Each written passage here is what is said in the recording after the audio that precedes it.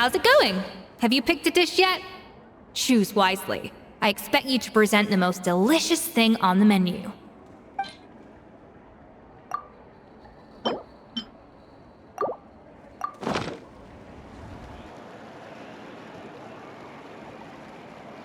Huh. I know this doesn't represent what you're capable of. Try again, and this time, I want to see you make a proper attempt.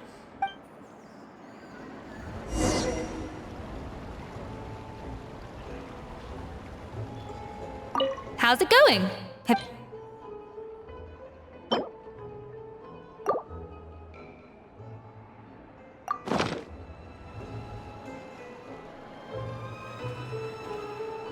Huh. I know this doesn't represent what you're capable of. Try again, and this time, I want to see you make a proper attempt.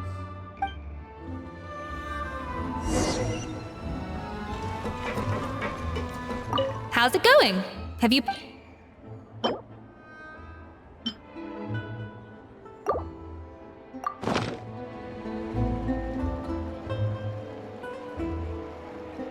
Huh. I know this doesn't represent what you're capable of. Try again, and this time, I want to see you make a proper attempt.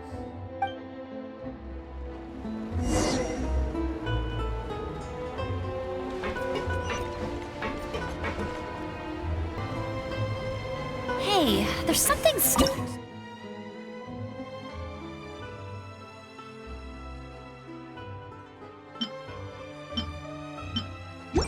Over there. Come on. How's it going?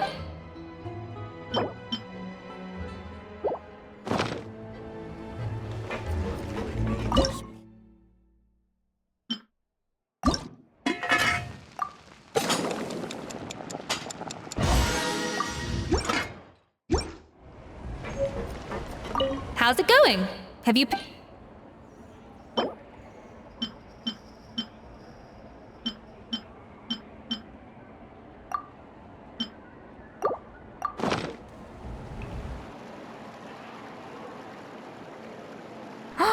Look at that! With the grace of a snow-winged goose, as I like to say. Now, let the grading commence.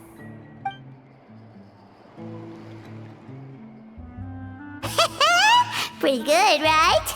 Not to brag or anything, but Paimon's a bit of a connoisseur when it comes to la food.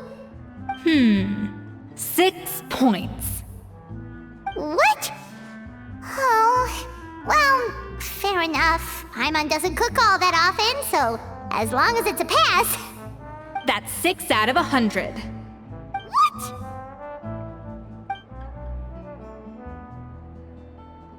You say you're a connoisseur, but it's quite clear from this dish that you have far more experience consuming food than creating it. By that logic, I suppose you think listening to Lady Farina on repeat every day would make you an opera singer. Aww. Me next! I'll have you know that this batch of macarons has 2 whole tablespoons less sugar than my previous ones. So you went from 12 tablespoons to 10? Well, it's nice to know you actually measured it out. Because it tastes like you just threw in whatever was left in the jar. 6 points. Aww. Now to the final dish. So, what do you think? This is our last hope. 8 points. Darn! That's barely higher than what we got. Not exactly. The color is spot on. Beautiful aroma. Excellent presentation. I have to give this one 8 points out of 10. Maybe even 9 points. Huh? How did you pull that off? Don't get me wrong. There's room for improvement. But still, this is clearly the work of an accomplished chef. I can tell that you've put many hours of work into honing your skills in the kitchen. I can really taste the grace of the snow-winged goose in this dish. The traveler's journey, with all its trials, tribulations, and setbacks. Not to mention the frustrations of having a picky eater for a partner. Hey, you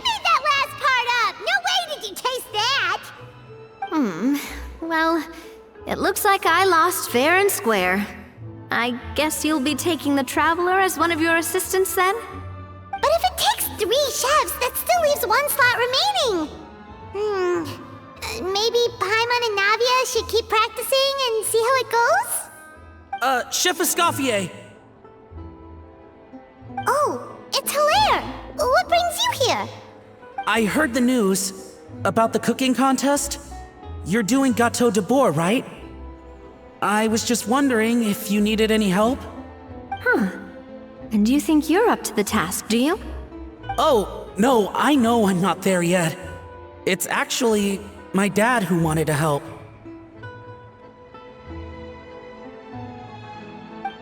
Firma, last I heard, you could barely get out of bed. Chef Escoffier, Navia, Traveler, thank you all so much for everything you're doing for me and my family. I've had enough of sitting around at home while you run yourselves ragged. If you let me, I'd like to help you win this cooking contest.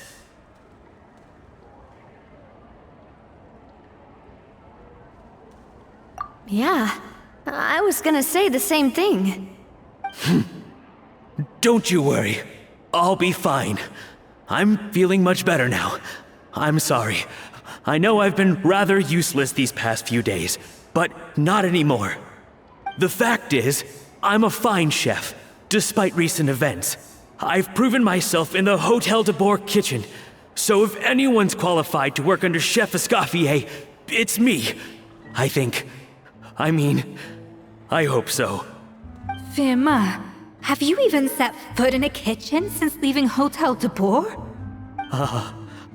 I have not, but I'm fully rested now. I know I can handle it. I'll prove it. Let me whip something up for you right now.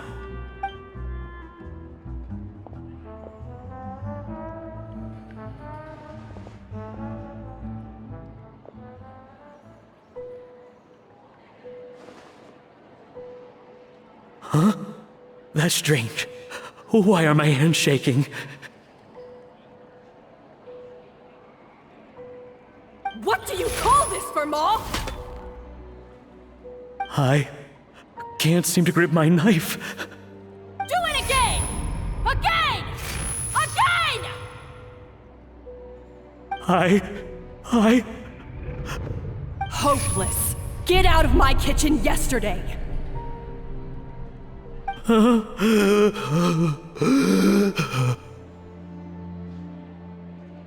Dad, what's wrong? I don't understand. I was feeling so much better, and then Will I never be able to work in a kitchen again? Dad, talk to me. What happened?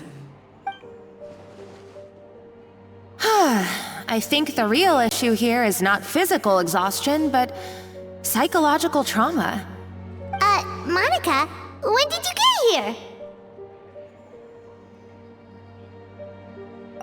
here? Probably because you were all concentrating so hard on your cooking. I didn't want to interrupt your flow. But anyway, Firma, I'm so sorry. If only I'd known how serious your situation was, I would have stood up for you sooner. You have nothing to apologize for, Monica. During those long nights of redoing every order, you were the only person who looked out for me. Oh, come on. All I did was make you some tea. I doubt it was much help. Savannah was so ruthless toward you. I probably should have brought you something stronger. She sounds like the worst. All right, another Savannah horror story. Let's hear it. She's been getting harsher and harsher on us ever since she heard about Escoffier's new role in the Fleuve Cendre.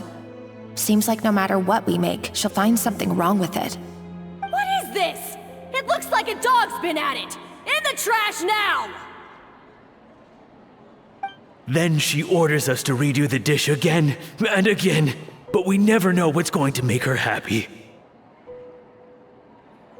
Do it again, do it again, do it again! Every time you remake it, you just get another earful from her. Either straighten yourself out or get out of my kitchen!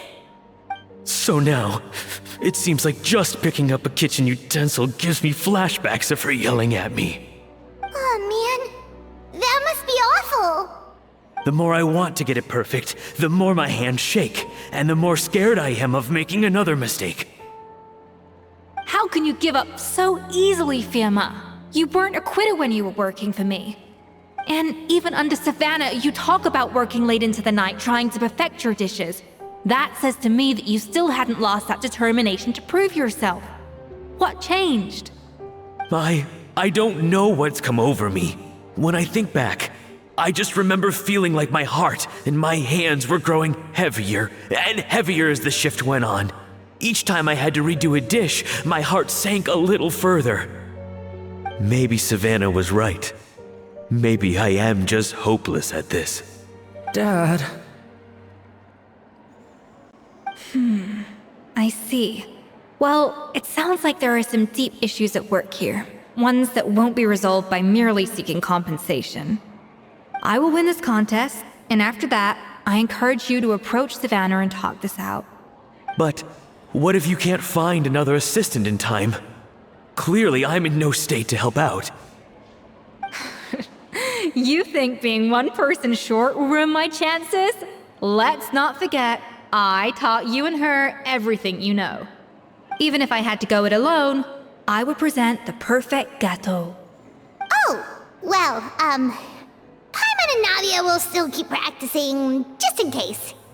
And so will I. Yeah! And if worse comes to worse, we can always get the Spina di Rosula to put out an emergency call for chefs. There's gotta be someone out there, right? Actually, I thought maybe I could help. That's sort of why I'm here. What? Why didn't you say so? I was going to, but then... well, this is the first chance I got. You do this for us? Thank you so much, Monica. Alright, fine by me. But aren't you still working for Savannah? Joining the other side seems like a guaranteed way to put your future employment in jeopardy. I know, but it's all right. I've made up my mind. With the way things are, I can't keep working for Savannah much longer anyway. Unless I want to become the next Firma.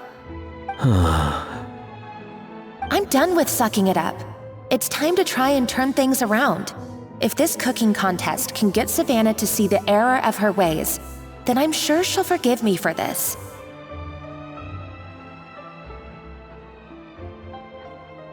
Well, Paimon didn't think we'd be poaching from Savannah's staff to get our third person, but there you go.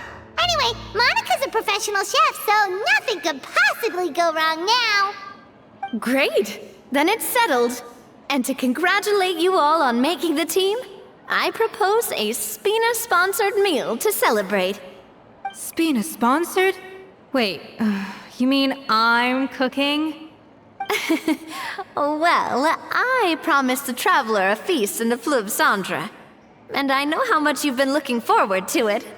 Yeah! Feast, feast, feast!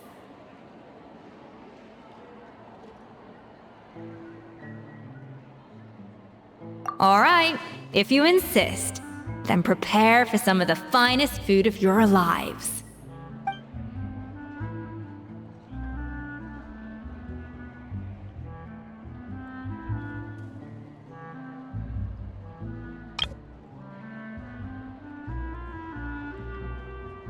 That's not a bad idea, actually. Wait, hold on. You need to finesse that further.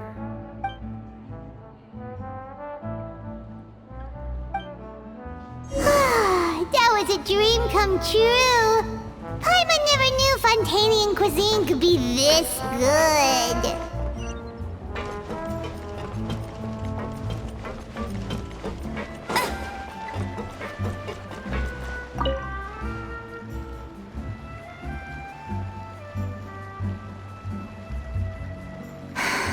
Why, Savannah? Why? Oh, nothing. I was just flicking through the original Codex de Boer. I wanted to see if there was anything I'm missing. Something I hadn't noticed before. That might explain why Savannah's so desperate to get her hands on it. But I can't find anything. It's just some hastily scribbled recipes in between diary entries from Modeste's adventuring phase. And most of it's not even legible anymore. The copy I gave her not only has all the recipes in full, but even includes my own private tips and notes from years of experience. Surely that's infinitely more useful than this old thing. Yeah, maybe. Still, it's just hard for me to imagine that the Savannah I knew would go to all this effort just to make a point.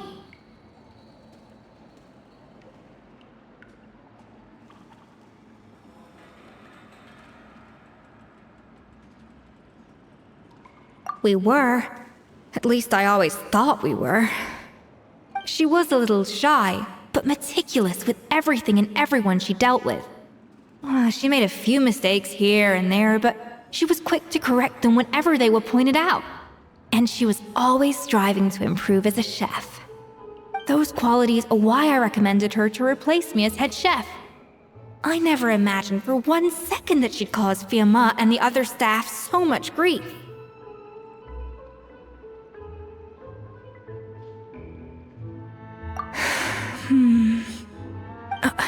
Well, I mean to an extent, of course. I pushed hard for her to get the role. And the idea that she turned out like this because of me is difficult to come to terms with. I wonder if this is how Modeste felt back when he was writing the Codex.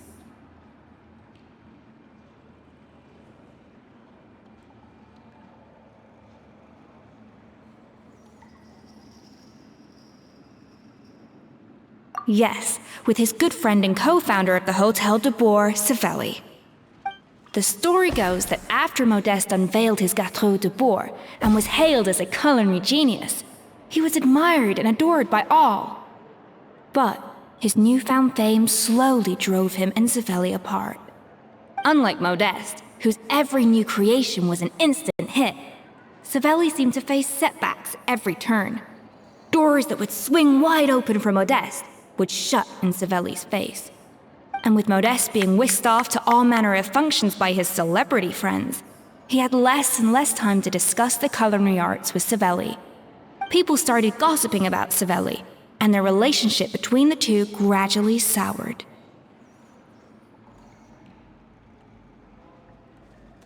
Everything came to an abrupt end when Modeste, still in the prime of his life and still hailed as a genius, suddenly died from an acute illness.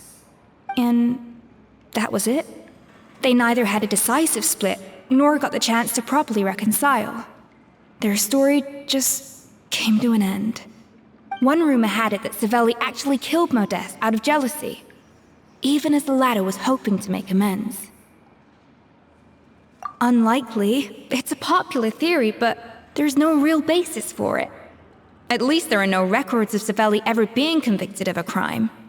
Still, beyond a point, there's no way of knowing what truly happened in the past. All we can do is try to make sure the present doesn't quite go as badly. And that's why I have to win this contest tomorrow. Then get the truth about everything that's been going on, even if it means cracking her open like a nut. You're right about that. Just follow my lead and victory will be ours.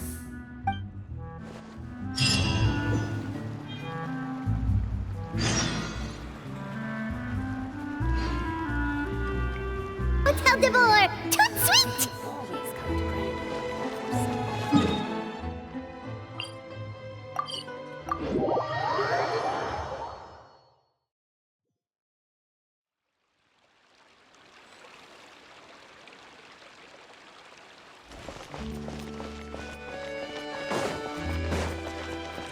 Did you hear the news? Escoffier's coming back for a cooking contest.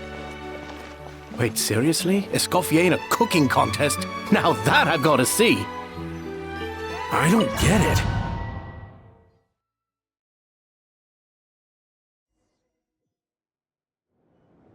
Mesdames et messieurs, welcome one and all to the Hotel de Boer and to this most exciting of cooking contests! Savannah, I've brought the original copy of the Codex you asked for. Monica? Huh. In the interests of fairness, this contest will be conducted in a double-blind format. Once the dishes are complete, they will be sent to the back of the kitchen where they'll each receive a label. The labels will be placed out of sight underneath the plates, only to be revealed after the judges have sampled them and reached a final verdict. This is to ensure that no one will know which dish is made by which contestant. As one of the judges, I promise to be fair and impartial. When my meal got interrupted yesterday, I never thought this is how they'd make it up to me. Getting a seat on the judging panel is a pretty sweet deal. Both contestants have taken their positions. Then, without further ado, let the Hôtel de Bord cooking contest commence!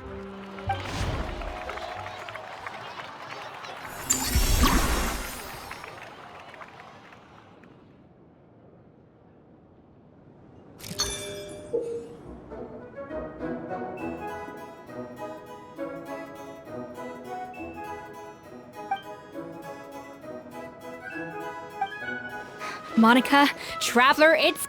Even the best chef in the world can't flavor their food without prepping the flavoring, right? Alphonse! Gaspar! Get to work! Do not disappoint me!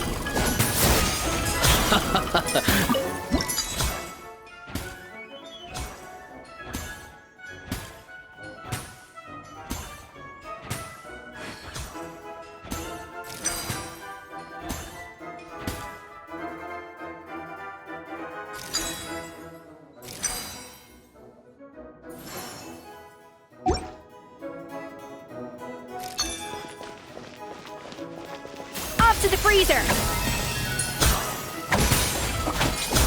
Yeah!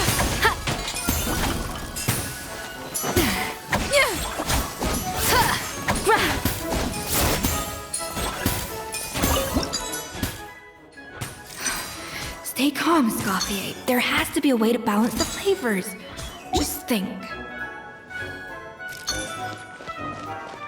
That should be enough flavoring. Now hurry up! What are you doing, Escoffier? Your team's waiting on you.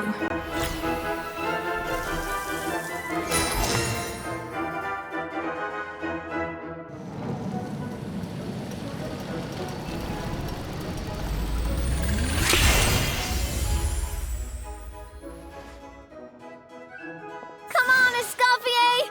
Come on, Traveler!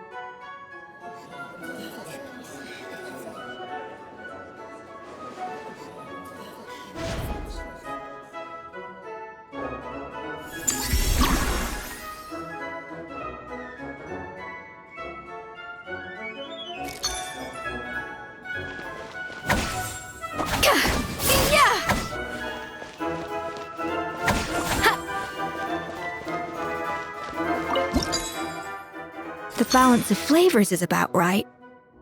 But the quantity is too low.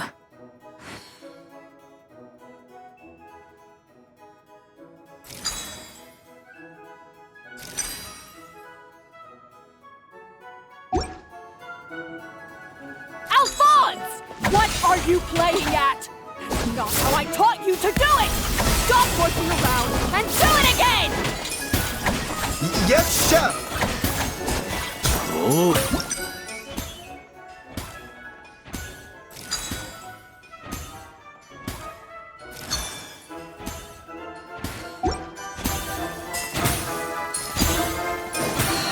Goodness sake, Savannah, what are you doing? Oh, forget it. I've got to focus on my own dish.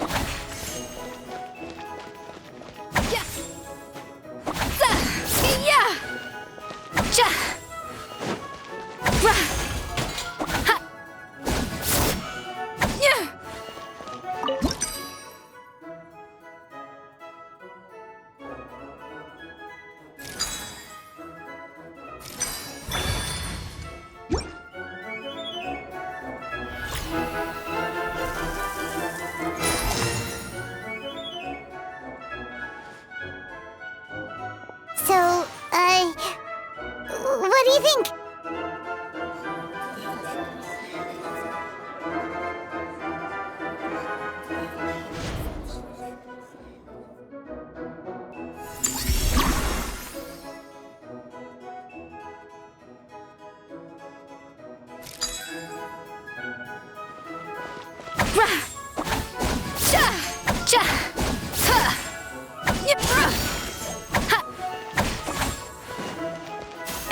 frosting! Escoffier is already on the final step of the recipe.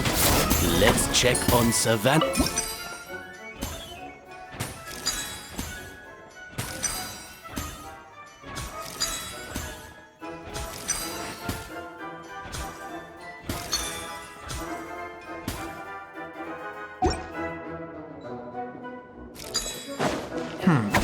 I think this flavor profile is still a little bit off.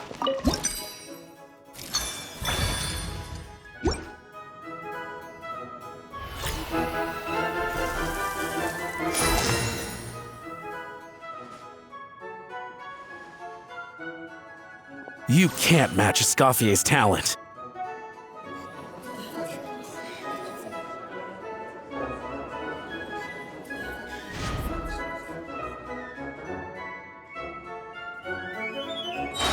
I present to you Gâteau de Bourg. A burst of flavor!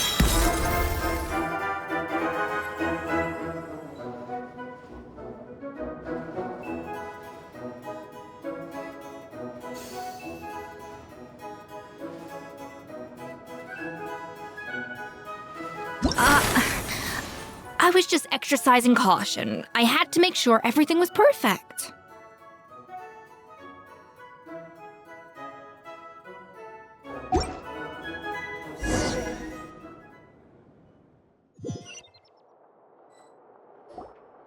Time's up! Contestants, please take your dishes to the back.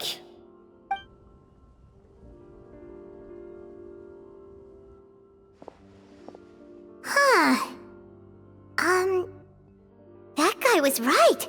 You really can't tell whose is whose just by looking at them. We both made the same dish after all. For all her flaws, Savannah's a talented chef who earned my recommendation for good reason. She wouldn't screw up something as elementary as the cake's appearance. Whoa! This is really rather good. Wonderfully soft and fluffy. Beautifully sweet. This is a masterclass in how to make Gâteau de Bourg. I would give this one at least 9.9 out of 10!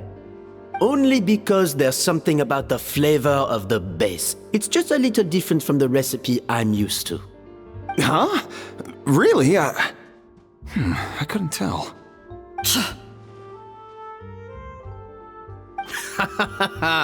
All right, on to Gâteau number 2. I haven't had a single bite and already this aroma is a delight to the senses. I have a feeling that this gâteau will be a gâteau for the ages. How exciting! I'm gonna dig in.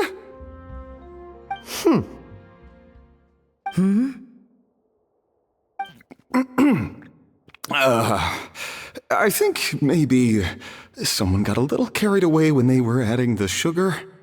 Not just the sugar, it's the flavors too. This is all over the place. Who made this? It appears the decision is unanimous. This gâteau is far below the standard we would expect. And Paimon thought this might actually be close. Turns out she can't bake to save her life. Something's not right here.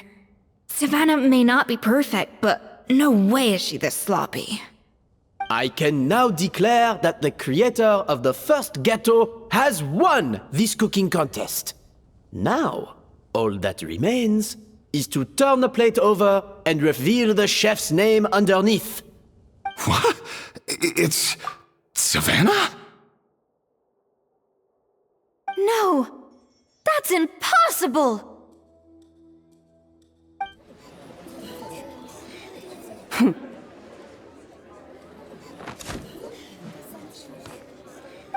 Savannah! You cheated, didn't you? You cheater! What did you do? Oh, you swapped the plates, didn't you? Well, someone's a sore loser. These cakes went from the oven to the judge's table without me ever laying a finger on them. And everyone here can attest to that. it was Vanejem's staff who labeled them in the kitchen. If you're looking to accuse someone, why don't you start with them? Isn't it more likely that Escoffier's lost her edge? Oh, or maybe her assistants let the team down.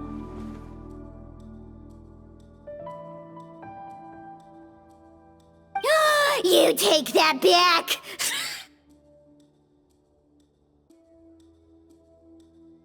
Judges, we demand a rematch.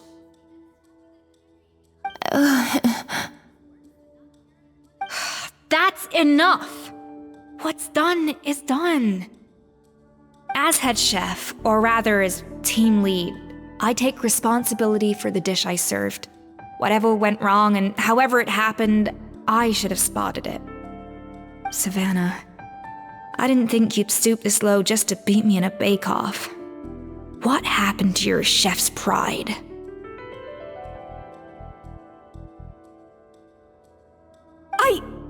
I don't know what you're talking about. If you want the Codex de Boer that much, you can have it.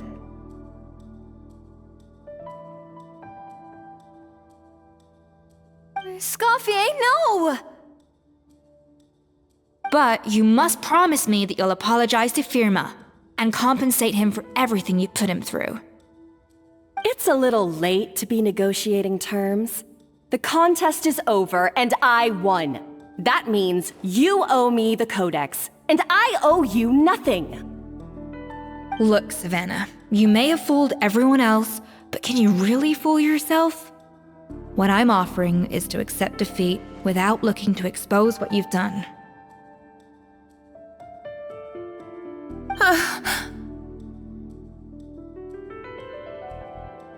But only on the condition that you promise to stop putting so much pressure on your staff.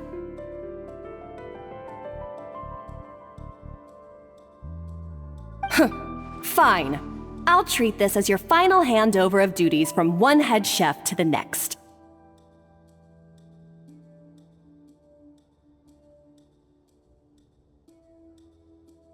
So, will that be all, ex-head chef? Or is there any other unfinished business you'd like to leave in my hands? I didn't mean that to be a scolding from your former boss, just a word of advice from a fellow chef and a friend.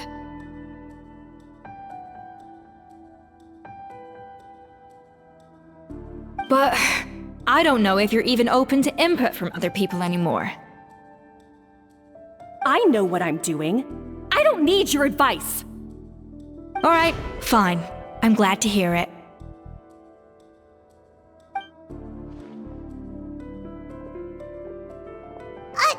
Escoffier? The Codex de Boer! Finally. Now, at long last, I will succeed. Escoffier? How could you let her get away with this? Yeah! The Codex is a souvenir of your time here! Doesn't that mean anything to you? It's all right. It was just a bake-off, not the end of the world. I'm already over it. Besides, it's not all bad. She agreed to compensate Firma. That's mission accomplished for the Spina.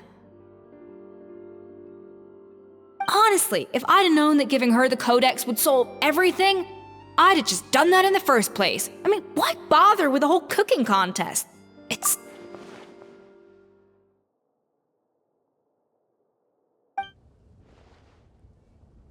No. No! This doesn't make any sense! Huh? That's it? No secrets, no nothing? I don't believe it! This can't be happening. Oh, Chef Savannah! Savannah?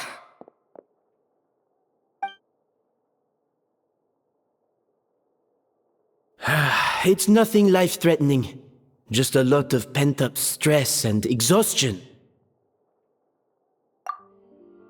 Oh, I knew it. Pent-up stress? The truth is, however hard she might be on the rest of us, the person she puts the most pressure on is herself. Yes, there are nights when she makes us redo things over and over into the wee hours. But for her, it's every night. She'll hide herself away in the kitchen, working on new techniques and recipes, and only realize how long she's been at it when we come to work the following morning. But why? Why would she do that? Our best guess is she doesn't want to be seen as less of a chef than Escoffier. And there it is.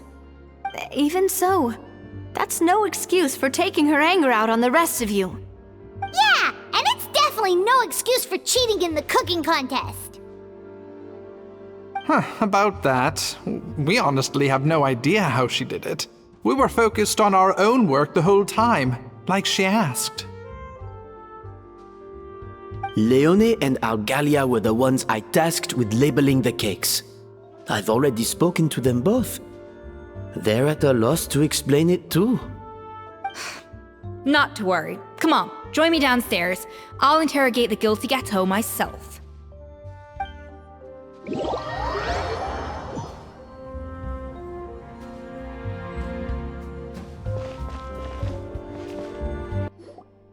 Time's up! Contestants, please take your...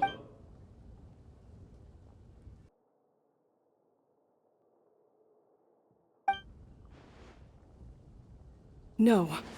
No! This doesn't make any sense! Huh? That's it? No secrets, no nothing? I don't believe it! This can't be happening. Oh, Chef Savannah! Savannah?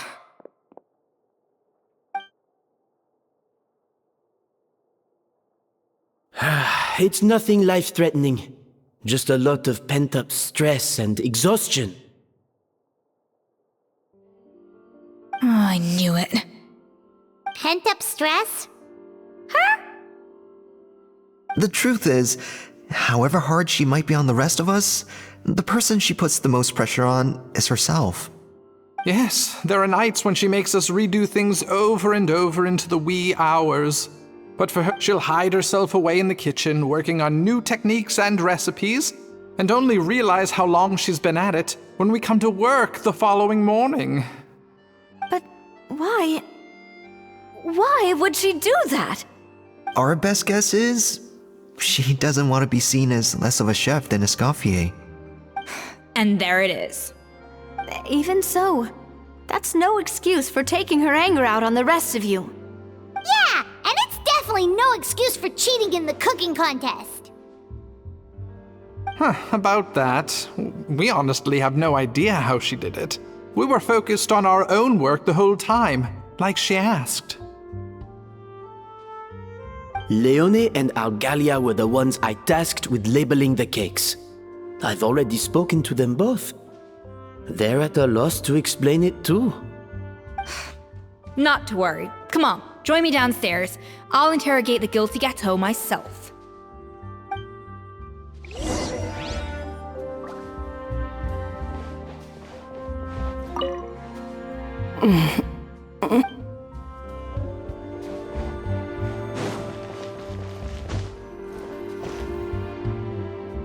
Well, how is it? Have you figured out what it was? Oh, this is aggravated assault on my palate. I'd rather eat wet cement than this. Is it really that bad? I made sure to taste test it before it was served. Oh, relax. This isn't your cake. Savannah never switched the plates. The offending flavors are coming from in between the icing and the cake base, which means someone tampered with it while it was being made. Or in other words, we have a traitor in our midst.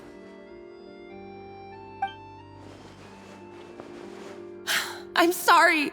I was forced into it. It was Chef Savannah. She said if I didn't cooperate, she would... Calm down, Monica. I've already accepted defeat. And If I wanted retribution, I would have brought this up when the results were announced. Whatever's going on with you, just spill the beans. There's no need to hide it. I was the one who caused the food safety incident that one time.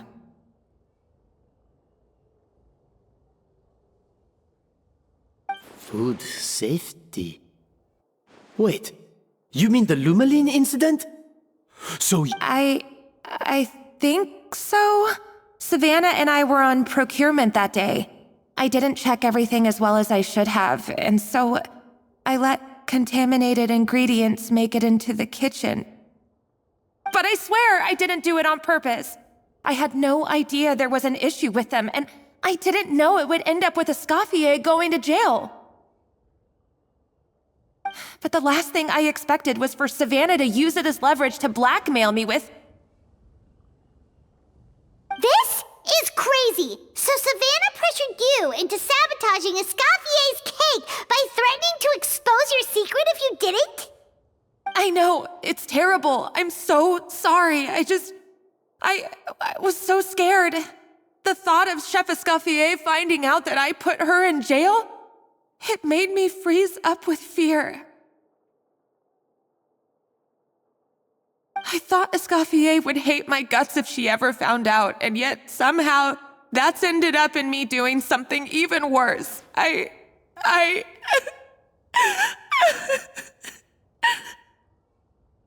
Seriously? All this fuss over a little slip-up? Huh? Firstly, it's not like I got a life sentence. I did my stint at the fortress, and now I'm out. And secondly, I had my own reasons for leaving the Hotel de Boer. This wasn't the only factor. So, you don't need to feel ashamed or frightened or anything like that. Any more than you need to add butter when you're pan-searing foie gras. You mean... you forgive me? Oh, well, I'm not saying you don't have to take responsibility for your mistakes.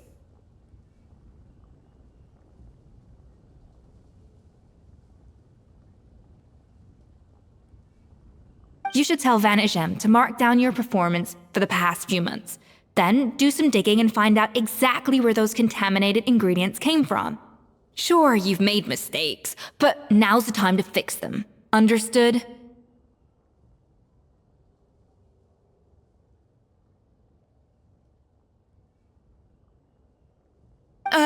Understood.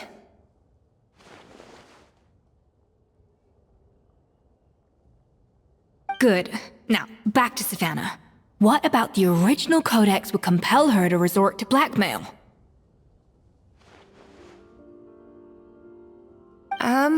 I have my suspicions. Not that I've got any proof to back them up, though.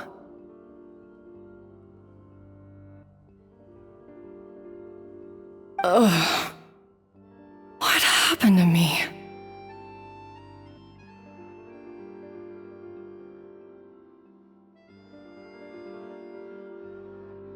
I've overheard some customers murmuring about how the Hotel de Boer hasn't been the same since Escoffier left. They think our menu doesn't taste like it used to, especially our signature items. Now that you mention it, I noticed it during the contest too. I couldn't put my finger on it, but the flavor seems subtly different from how it used to be. But the difference was so small, I'm sure no one would notice it besides our most loyal customers and true dessert connoisseurs.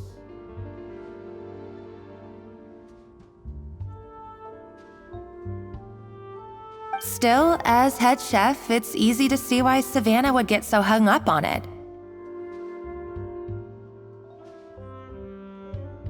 So many times I've seen her make the cake base over and over again, late into the night, determined to match Escoffier's version. But something's always slightly off every time. Yeah, I've noticed that too. Never really gave it much thought, though. looking back on it now, it's clear that Savannah's been in a downward spiral ever since Escoffier left. She wants to prove that she can fill Escoffier's shoes. That's gotta be the reason.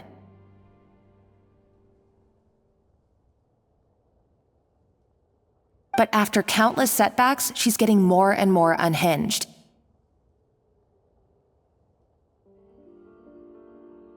And at some point along the way, she switched from doubting herself to doubting Escoffier.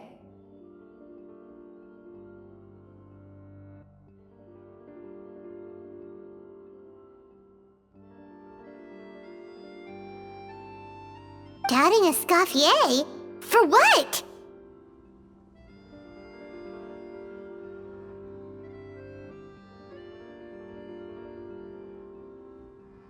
Yeah, it would explain why she was bent on getting the original at any cost. She must have thought Escoffier purposely omitted key details from her recipes when she copied them out. Also, she could retain her place as the #1 chef in Fontaine, the only one privy to all the secrets of the trade. Oh, for goodness sake, what a stupid idea. Of course. Then she finally got the codex, only to discover that the secret recipes she's been pining for don't exist at all.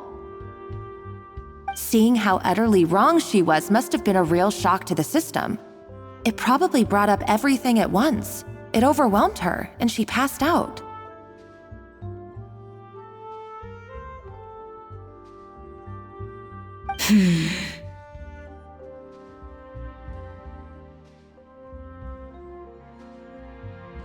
There's still one thing that doesn't make sense, though. If Savannah had the real recipe all along, how come it tasted different? She might not be on the same level as Escoffier, but surely after like 50 attempts, she'd get it right one of those times.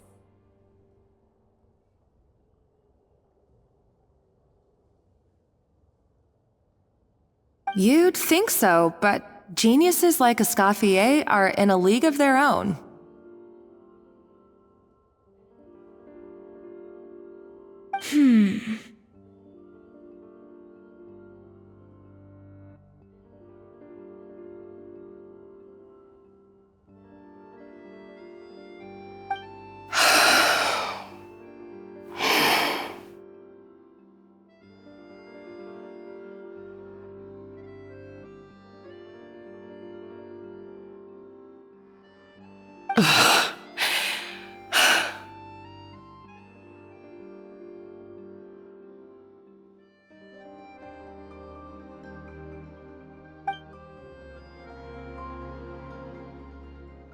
New head chef, you say?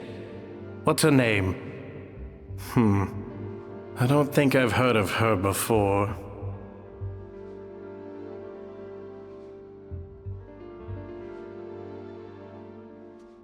I wonder, can the Hotel de Boer keep its edge without Escoffier at the helm?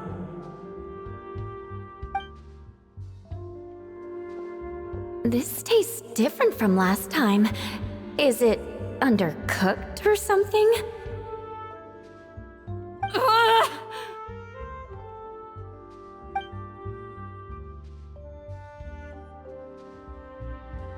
Take this. It's a copy of the Codex de Boer. From now on, you will be its keeper. Don't listen to the doubters. If I say you can do it, then you can do it. Even if you don't believe in yourself, at least believe in me. Hey, did you hear me? Once I'm gone, the restaurant is all yours.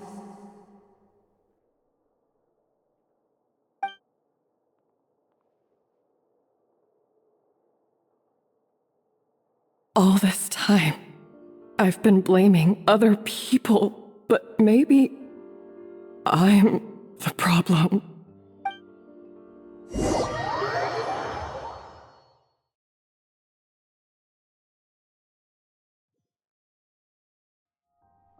I sincerely apologize for putting everyone out. Savannah's awake now, but I don't think she's ready to speak to anyone yet.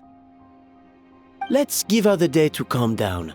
I'm sure you'll have the chance to talk everything out tomorrow. In that case, I'll go and update Verma and his family. I wonder what he'll make of all this. So, we'll come back tomorrow then.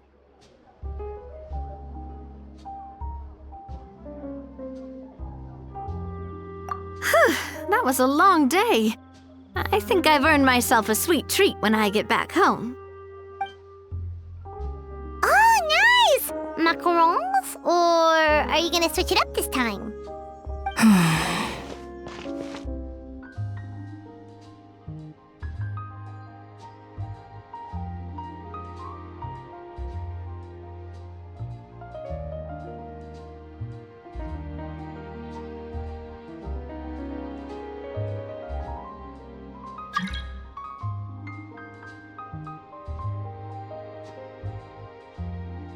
Traveler, how much do you know about the snow-winged goose?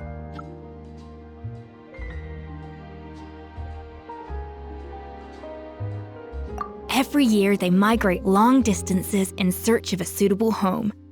There's always one goose at the front whose job is to lead the flock. Fontaine poets often use the image of that goose to explore the ideas about leadership and genius.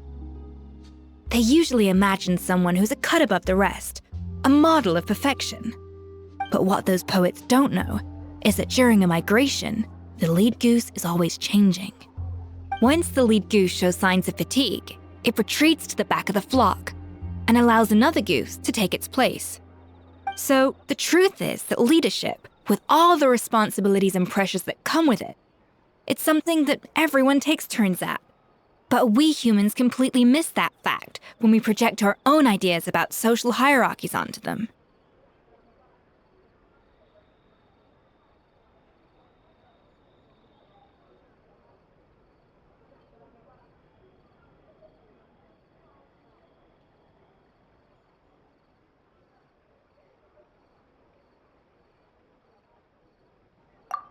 I guess what I'm saying is, I don't buy into this notion that there's some sort of gulf between normal and genius. Cooking is a science, not magic. Given the same ingredients, same recipe, and same environment, I see no reason why two different people shouldn't be able to create the exact same dish. Of course, some people have a more sensitive palate than others, and some people are just born bolder or more conscientious. But these are all variables that can be accounted for with time and practice. I'd have no reason to expect so much from others if I believed that perfection can only come from the hands of a genius. The only reason I hold people to high standards is because, well, I believe they're capable of greatness.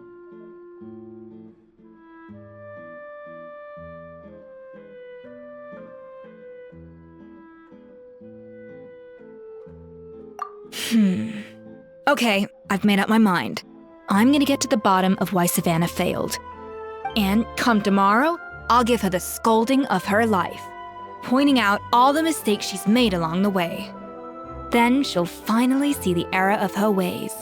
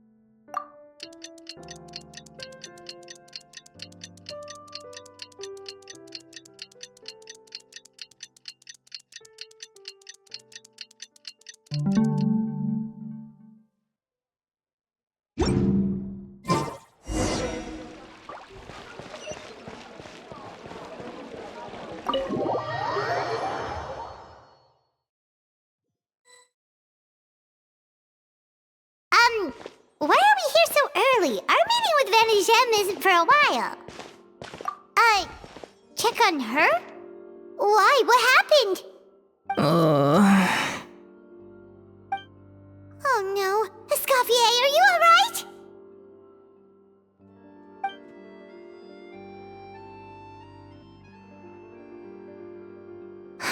I'm fine. Just need to get some more coffee in me.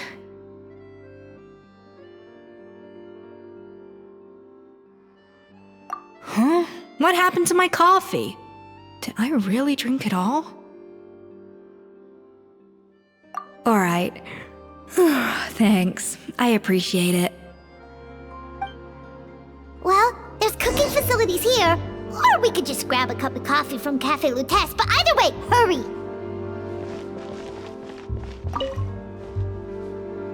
Coffee. Need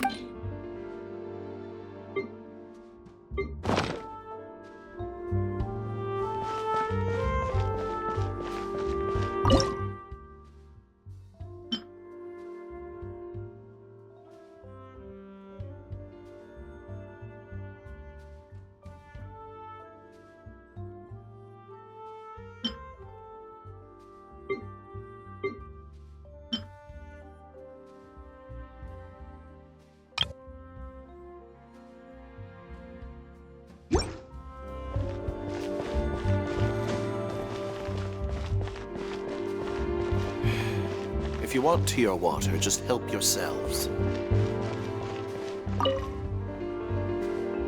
coffee.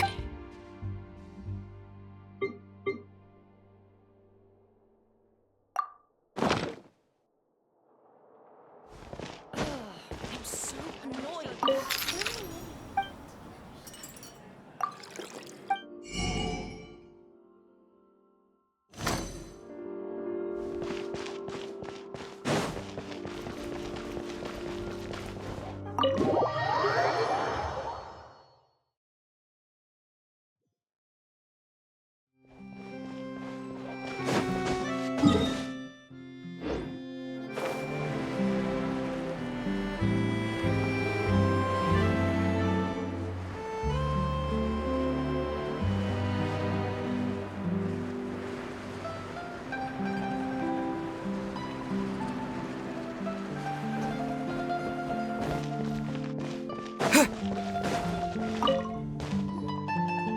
Hello! What can I get for you?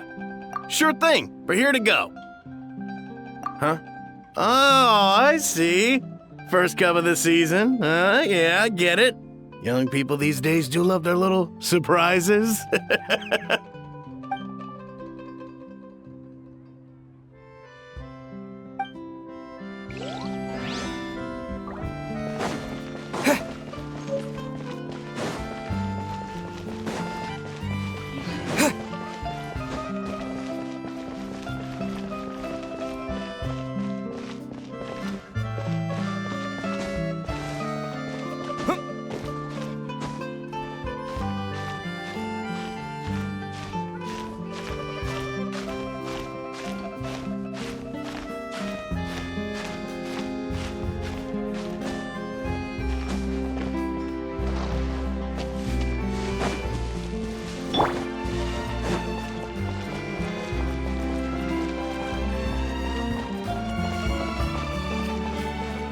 I'll race you there!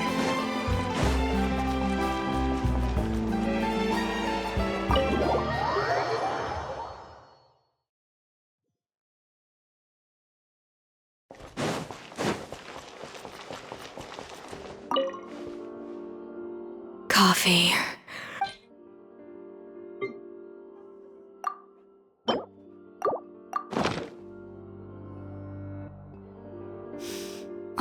I smell coffee.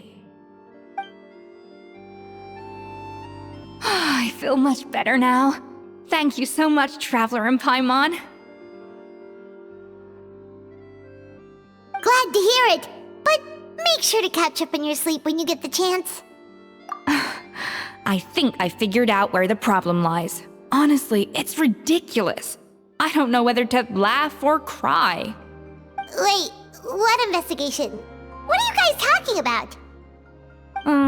I'll save it for when everyone else gets here. It's so stupidly small. I can't believe it's caused so much drama. Yes, except my failures were stepping stones to success. Escoffier! Have you seen Savannah? Huh? No, not since yesterday. Why? What's wrong?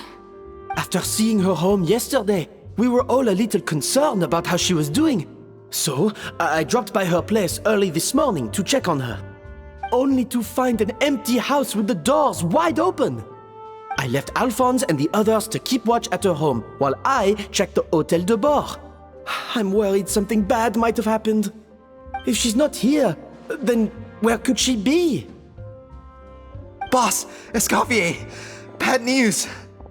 Alphonse? You're supposed to be keeping watch at Savannah's house. We were, but then, just after you left, we found this stuff in her house. Oh, looks like a map with a bunch of random places circled. What does it mean? Wait a second. This feels familiar. I'm sure these places are all connected somehow. Of course, from the Codex. They're all places that Modeste explored on his adventures.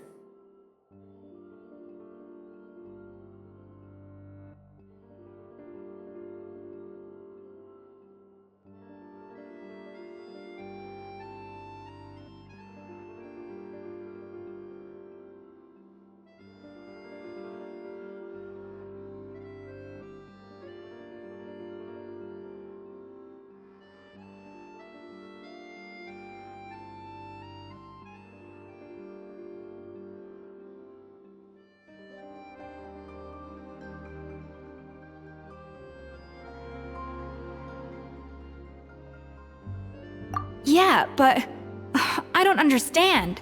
The adventure logs in the Codex are too fragmented to be of any use. How come this map shows all the missing details? The Codex de Bord? Then, this place marked in red out at sea. Could that be the fabled birthplace of Gâteau de Bord? Seriously? So now she set her sights on finding the original recipe and beating Escoffier that way? Geez, Savannah. Anything to overcome a Gâteau plateau, huh? Ugh, idiot! Does she have a death wish? Those ruins are thousands of years old. Hold on, there's more. Besides the map, we also found these letters.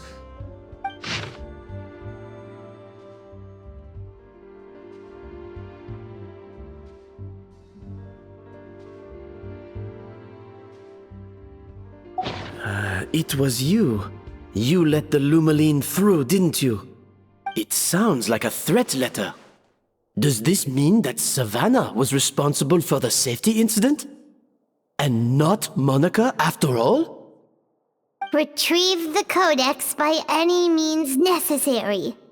So the cooking contest and the cheating. Someone else was behind her pulling the strings? She's keeping the true recipe to herself. Ugh, this is all such a mess! Paimon needs a second to process this. First, we thought that Savannah forced Monica to cheat in the cooking contest. But now, it turns out...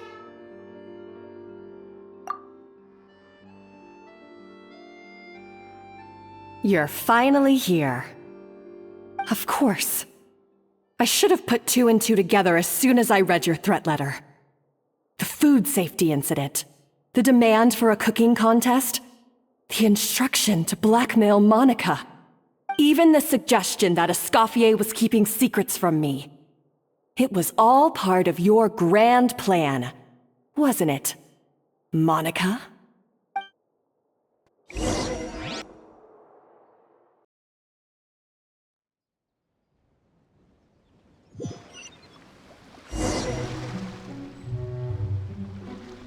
We should be getting close to the spot marked on the map.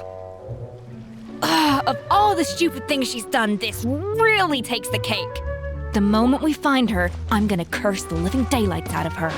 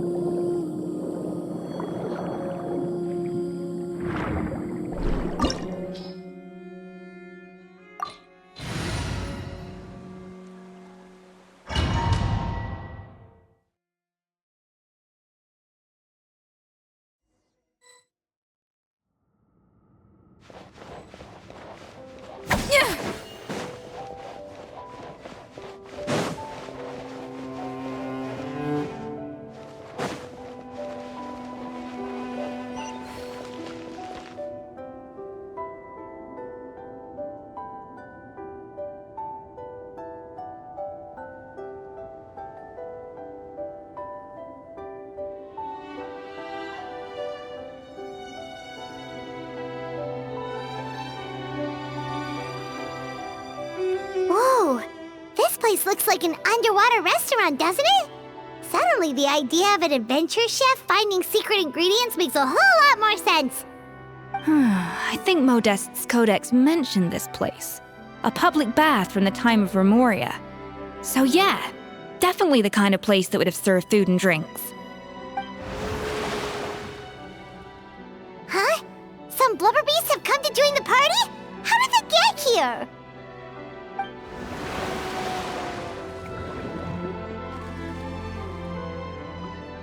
Aw, they ran off! That could be easier said than done. Something's blocking the entrance. Well, did Modeste mention it in his adventure logs by any chance? They must have gotten through somehow. Good point. Yes, that's right. It's coming back to me now. We prepared a banquet for our shy little guests, and as the food flowed away on the current, they broke into a joyous chorus, and the path opened to us. We have to feed the blubber beasts? With what? There's nothing here besides rocks, romaritime flowers, and lumitoile. See, this is why you should always bring snacks. You never know when you're gonna need them. Now we have to head all the way back to shore and grab some. There is no time for that. Romaritime flowers and lumitoile will have to do. They may not look appetizing to us, but who knows? They could be blubber beast delicacies. Wait, we're seriously gonna try this?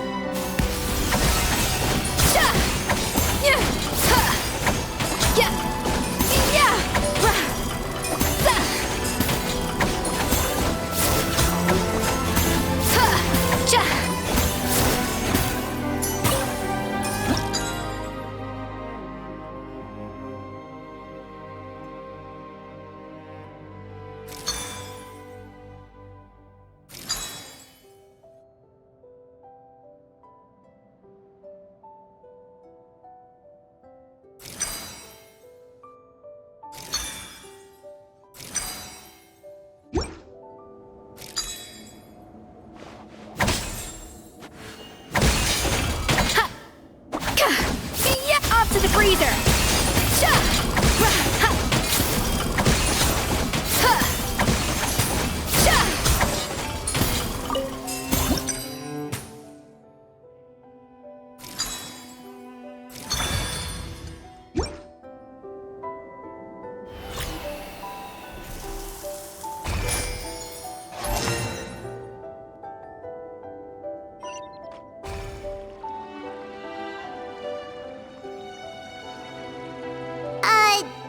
Beasts or not, are we sure this stuff is edible? Trust me, they'll love it.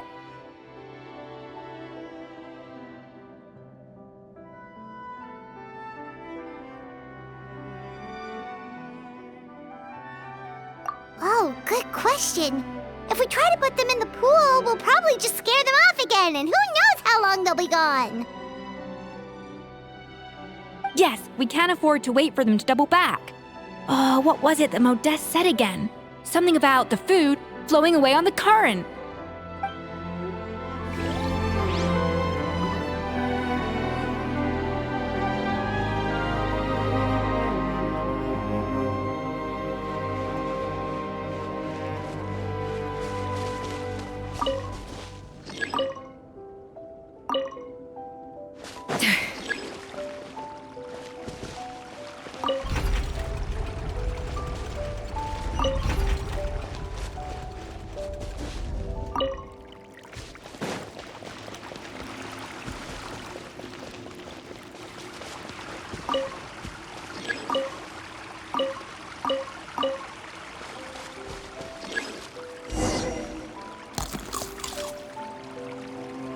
Wow, it's really singing! It must taste better than Paimon thought!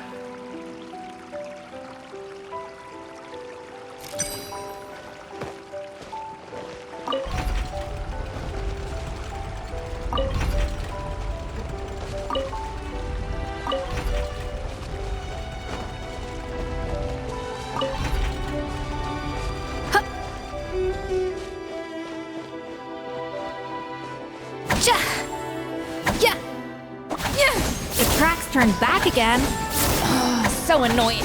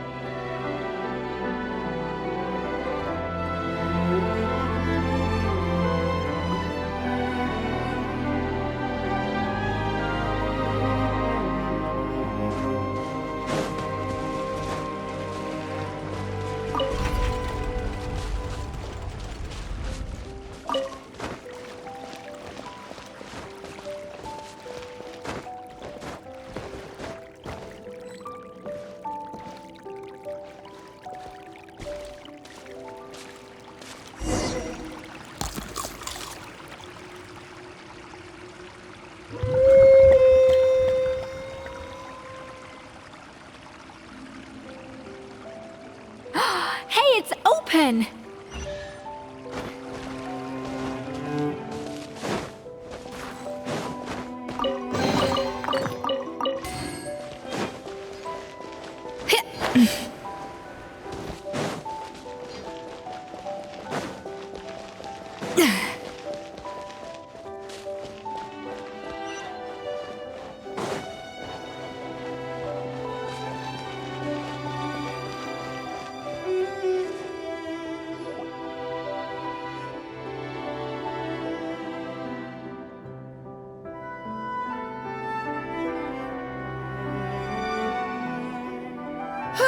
Hey, give me your water.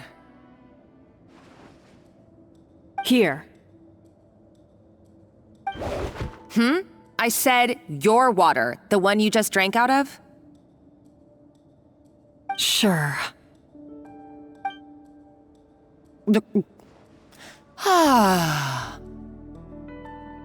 All those years slaving away under Escoffier, and then you. Today, it's finally paying off. Not only have I found the ruin that Savelli kept hidden, but I also get to boss you around like my little lapdog. Hey, go scout ahead for me. If we need to do any more blast tunneling, I want to know where to lay the explosives. Did you not hear me? Get going. Why don't you do it yourself? Oh, when did you learn to fight back? You're always so compliant when I give you instructions by letter. That's because you threatened to expose me for the Lumiline incident. I swear, if I'd known what you were planning, I'd never have... Ha! Don't be so self-righteous. Admit it, you've always been jealous of Escoffier. That's why you lapped up everything I told you. You were terrified of her finding out about your part in the Lumiline incident, and you resented the way her reputation hung over you. So you jumped at the chance to convince yourself that she was the villain, that she deliberately hid her secret recipes from you just to hold you back. It was the only excuse you needed to justify getting back at her. First, idolization, then jealousy, suspicion, and self-deception. That's what this comes down to. It was the same story with Savelli and my ancestor. He offered Modeste his friendship only to murder him out of vanity. He promised to explore the world with him, only to later destroy all records of their adventures. It's a miracle I even found this place. You have no idea the countless hours I spent piecing it all together. So you see, you're no better than Savelli. If you can't beat him, betray him, right? I am no Savelli, nor will I ever be. Oh, put a lid on it. You really think you can absolve yourself of your vindictive and jealous behavior now? Just because you finally realize that Escoffier never kept any secrets from you? You didn't show any remorse when she left, or in the cooking contest. Why start now? You have no right to redemption. You're right. I don't deserve her forgiveness. But I am done being bullied into submission by you! Ooh, feisty. But you should watch your tone. Talking to me like that could get you in big trouble. I somehow doubt that. Since I poisoned both our water bottles. What? Ever since I learned the truth, I've been biding my time, waiting for this moment. You've played me like a fiddle for so long, and now this is payback! But you drank it too! It's what we both deserve. This is the price we must pay for betraying Escoffier. You'll die here with me, Monica! You.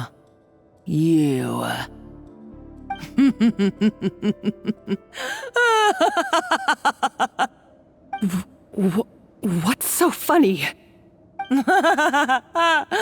Oh, you're too much. I thought I'd play along for a bit just to amuse myself. You gave a very rousing performance. I saw your dumb plan a mile off. There's no poison in these bottles, just clean, fresh water. No. Revenge is a dish best served cold, you know. Did you really think your half-baked plot would fool me? You're a lousy chef, and you make a lousy villain, too. A complete waste of space. No wonder you never amounted to anything. Everything I ever did was a failure. And now, I failed again, for the last time. Hey, why don't you try your hand at being a comedian in your next life? You got a good laugh out of me. But now the show's over. You should have just done like I asked, Savannah. All I wanted you to do was scout the ruins for me. But you had your chance, and now it's time to say goodbye. Stop right there! Let her go, Monica! We've got you surrounded! Escoffier? Ugh, looks like I'll have to keep you around for a little longer. You can't! Stay back if you want her alive! Escoffier and the Traveler. I can't take you both on in combat, but if you so much as flinch, I can end Savannah's life in a heartbeat. Monica, what are you hoping to achieve by this? You're about to commit murder, and for what? A recipe? A recipe? You chefs are all blinded by your myopic focus on kitchen affairs. Well, some of us actually have bigger fish to fry. Modeste had a secret. The truth behind his so-called genius, the je ne sais quoi factor in his Gâteau de Bourg, and it's right here in these ruins. Are you serious? You're here because of a Gâteau de Bourg obsession? You've gone completely mad! I couldn't care less about the cake itself. No, the real treasure is the secret ingredient that Modeste sourced from these ruins. He and Savelli were fools. A priceless treasure of Remoria in the palms of their hands, and they thought, ooh, this would go great in our cake mix. We're talking about a powerful stimulant that also sharpens the senses. That's no cooking ingredient. It's a groundbreaking drug. That's right, I've done my research. It was a drug that Remoria developed for their war machine. I could make a killing by selling it to the treasure hoarders or the Fatui.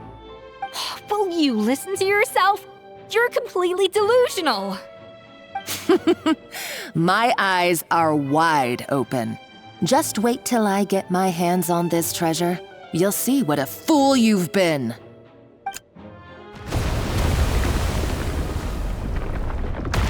Wait, what's that sound? Just when I thought she couldn't get any crazier. She's lucky the whole place didn't collapse. Uh-oh, Savannah's gone too!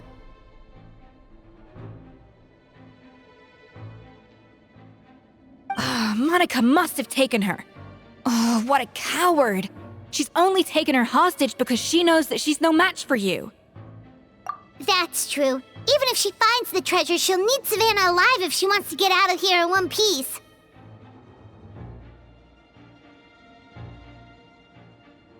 Oh, well, our path's been blocked, so... let's look for another route.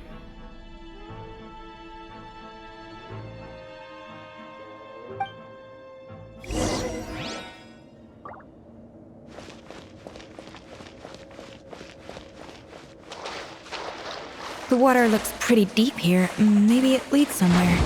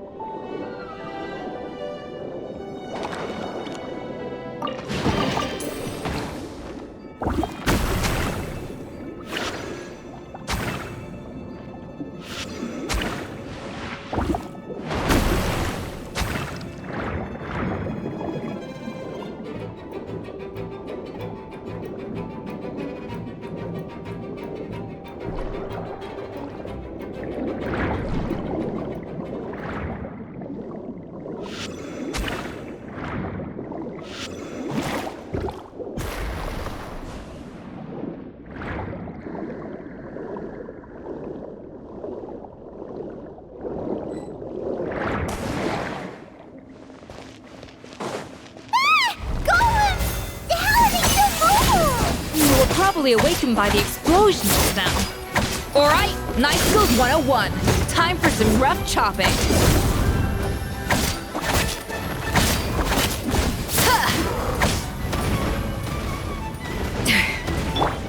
Pew pew!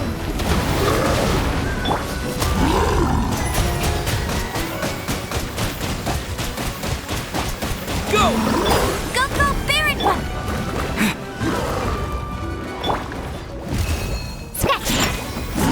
Cool it! This moment will be frozen in time.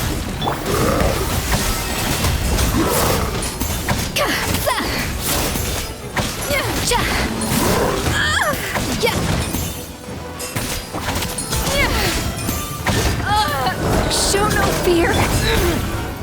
Wipe out!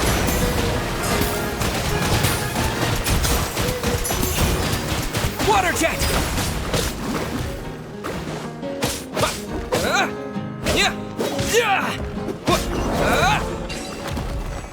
Can't handle your drink.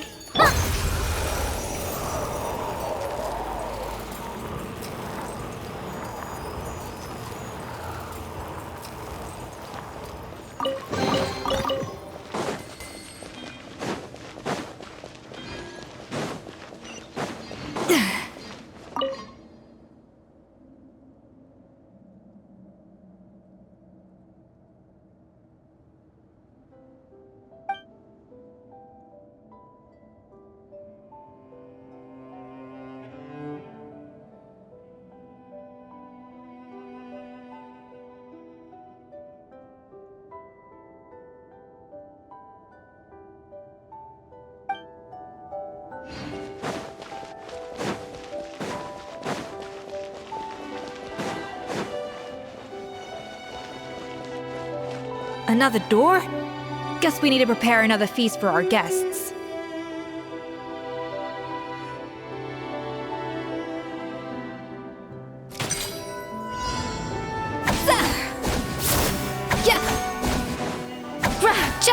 A dash of frosting!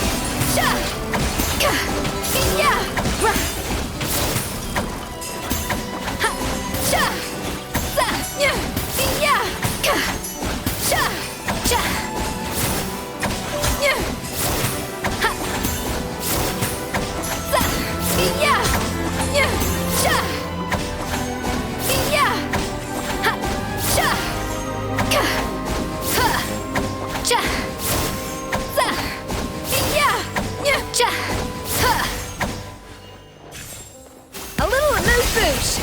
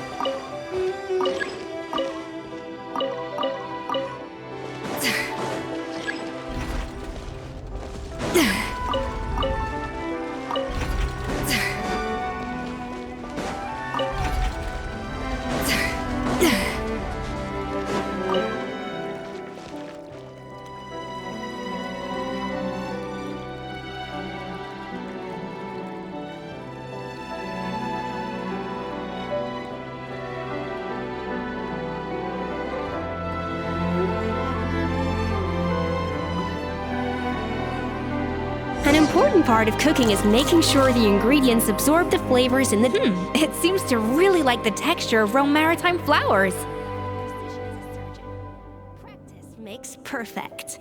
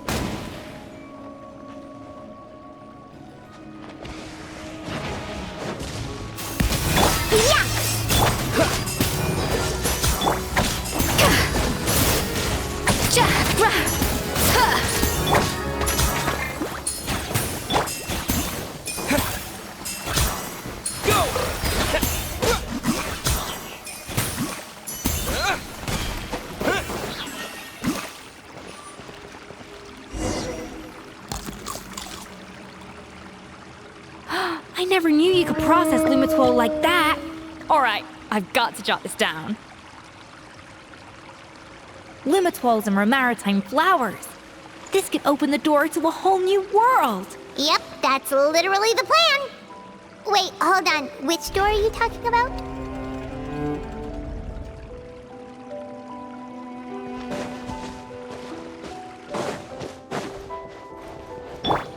On the rocks.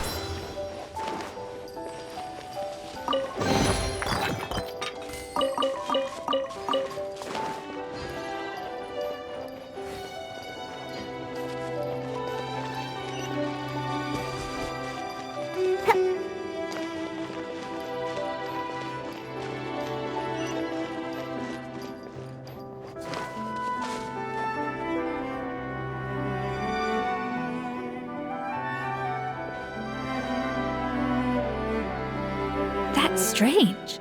These don't look Grimoirian to me. More like last century Fontaine.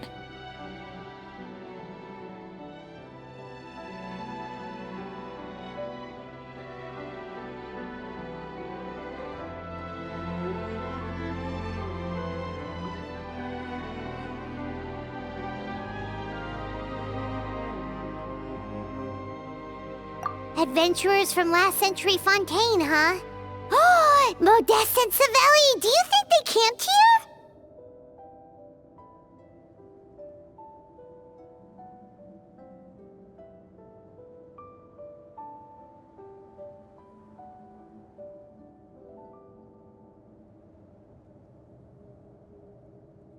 By the looks of it, this was a one-person camp. They adventured together, but maybe one of them came back alone at a later date. Huh, you really think so? Trust our adventurer's instincts. We're pros at this. Okay, well, the Traveler has more adventuring experience overall, but Paimon's definitely a pro rummager from all those treasure chests. Darn it! Paimon was just about to show off her rummaging skills! Huh, no kidding. Are all adventurers so obsessed with journaling? I mean, I guess I take a lot of notes when I'm cooking as well, but I thought that was just me.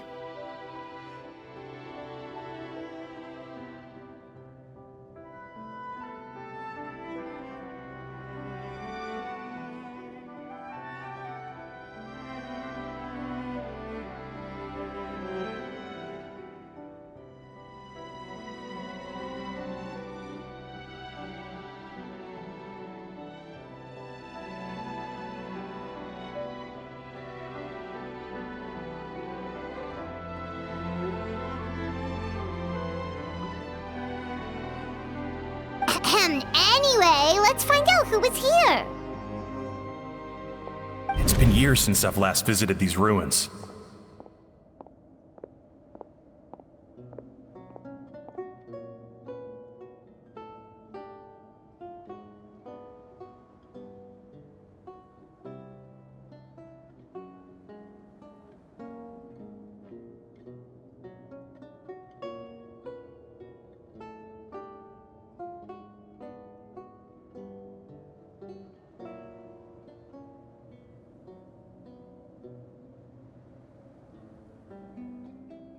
It's exactly the way I remember it. This place probably hasn't changed in millennia. Sadly, up above, on dry land, everything has changed. The treasure of Remoria. That's what we used to call it. Modeste was right about its potential. It turned Gâteau de Bourg into a national sensation. Our limited stock of the substance meant that the gâteau could only be produced on a small scale, but this only drove up the popularity all the more. Modeste was right about that too. He predicted all of it. He was praised as a genius, while I, as the one person who'd ever disagreed with him, was labeled a talentless fool. Modeste tried his best to console me, but I knew better than anyone just how great the gulf was between us. Our conversations grew scarce, and we saw less and less of each other. I didn't fight it. He had new friends and a career of his own. Why invite further disdain by inserting myself where I did not belong? I told myself that maybe one day, when I finally created a masterpiece of my own, I'd be able to face him without shame.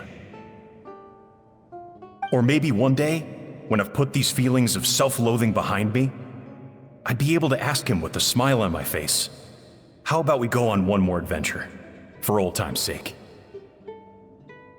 Unfortunately, that day will never come. So it was Savelli.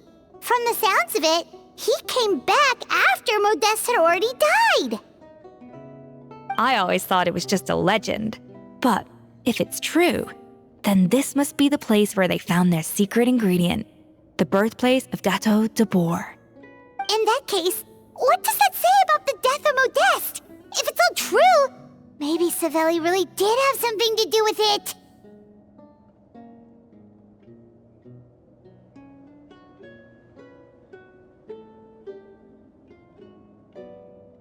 The taste of Gâteau de Bourg has changed.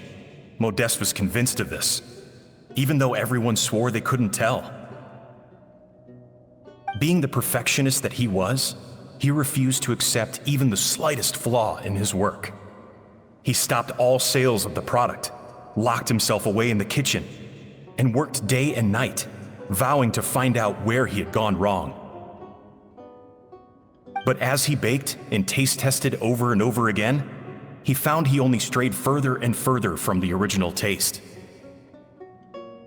It was only when he was sipping on coffee one day and realized he could not taste the bitterness that the truth finally dawned on him. What had changed was not the gâteau, but his sense of taste. The treasure of Remoria stimulates the senses, taste included, and invigorates the spirit. In the short term, it offers people the ultimate gourmet experience, but in the long term, it dulls their senses entirely. In hindsight, it made perfect sense. After all, why would a culture that sought liberation from the constraints of their bodies care for the loss of their senses? But we realized it too late. We were just too late. Over the course of his many culinary experiments, Modeste exhausted the remaining supply of the treasure of Remoria. He consumed it all himself. The finest culinary talent of his generation now faced a future in which he would never be able to taste anything ever again. Finally, in despair, he took his own life. And because we had become estranged, I could not be there to stop him, to offer some words of comfort, or even to say goodbye. Yet despite everything, he sent me his final letter. The treasure of Remoria? Guess Monica was really onto something. It really was a kind of drug. So, Modeste chose to end his own life. Then, why all the rumors that Savelli murdered him? Also, neither the Codex nor any other contemporary records make any mention of the treasure of Remoria. It's almost as if someone deliberately erased it from history. Modeste told me everything in his final letter. His was a tale of how even a genius could fail, and how much more devastating it is when it happens. Did he hope I would gain some personal catharsis from knowing the truth? Or maybe he wished for me to warn the public about the dangers of Gateau de Bourg, proving that I had been right all along. But if the public ever learned how Modeste's greatest triumph became his undoing, his fall from grace would be swift and merciless. 1 minute a genius, the next a joke. It would surely spell the end for his restaurant too. What would be his legacy then? How would future generations view everything we built together? I fear the scorn I have faced these last years would pale in comparison to the scorn shown to him by the history books. I cannot let that come to pass. I will do what I must to protect his name. It will mean tampering with his notes to remove the damning details, leaving mere fragments of our story behind. It may lead his family to suspect me of having a hand in his demise. But if that's the price of destroying all evidence of my crimes, then so be it. I would rather the world believe a tale of genius and jealousy than see his reputation in tatters. The final loose end is the evidence here, at the bottom of the sea.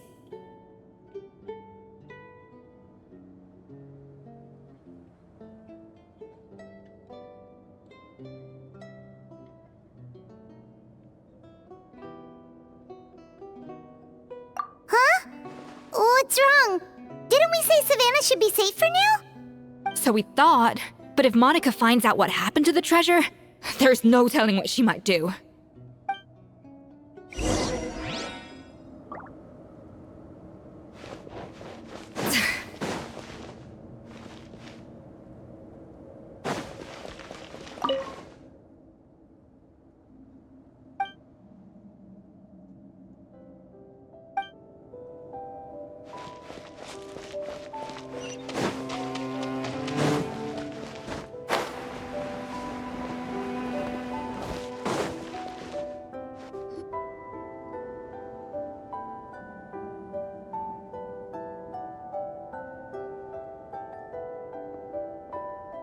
The treasure of Remoria.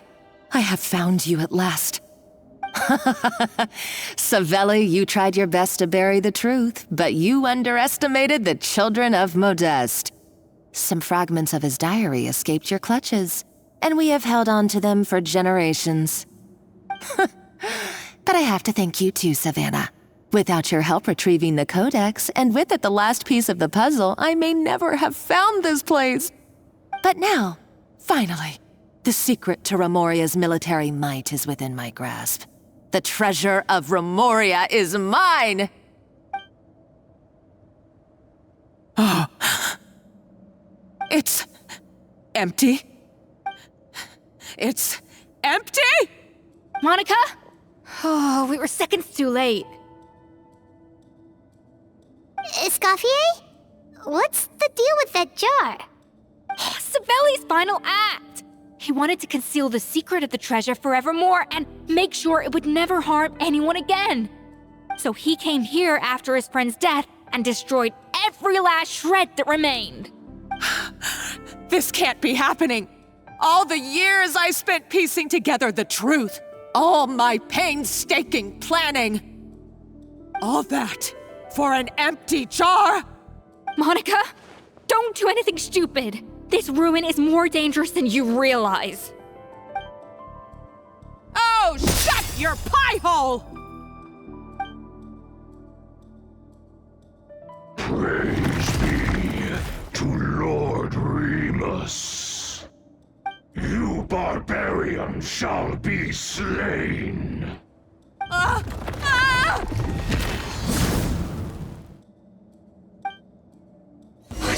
A nutcase! A liability to herself and everyone else! Well, now it's up to us to clean up the mess she's made. Take these golems out!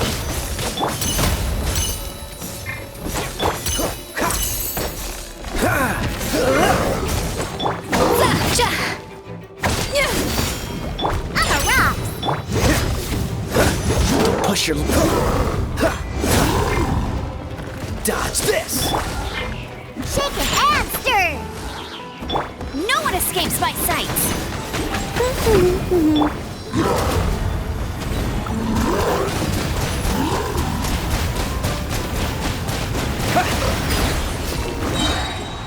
Bombs away!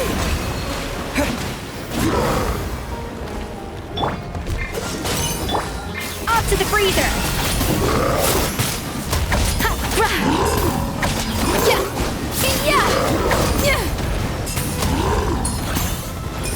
Look at you, Foozhound! Pew pew! The pinnacle of excellence! Yeah! Ha! Ja! Yeah! Ha!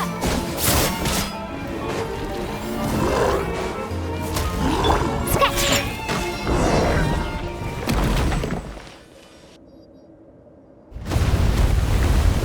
Ah! Why is this place still shaking? Either way, it's all her fault. Enough chit-chat. Let's get out of here, Traveler Escoffier, come on! Okay, I'm coming! Oh, no, you don't. If I can't get what I want, neither will any of you.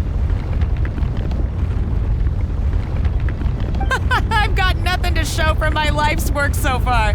But if I can take another so-called genius down with me in my final moment, then it was all worth it. You're a psycho!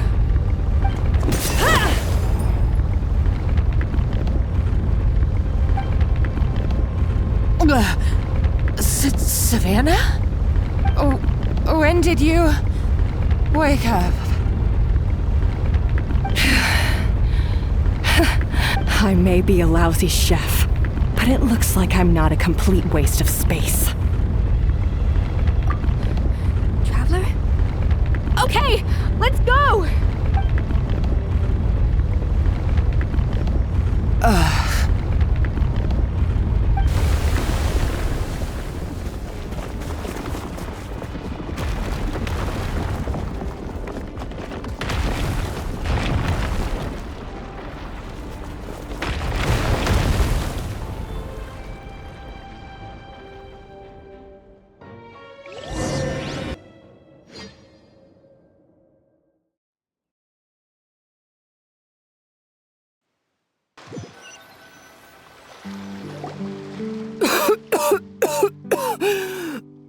Escoffier! Savannah!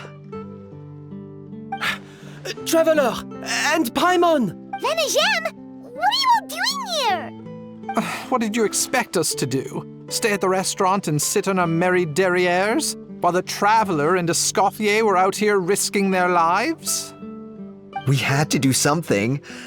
Even though that something ended up being, well, wait. I don't deserve any of you.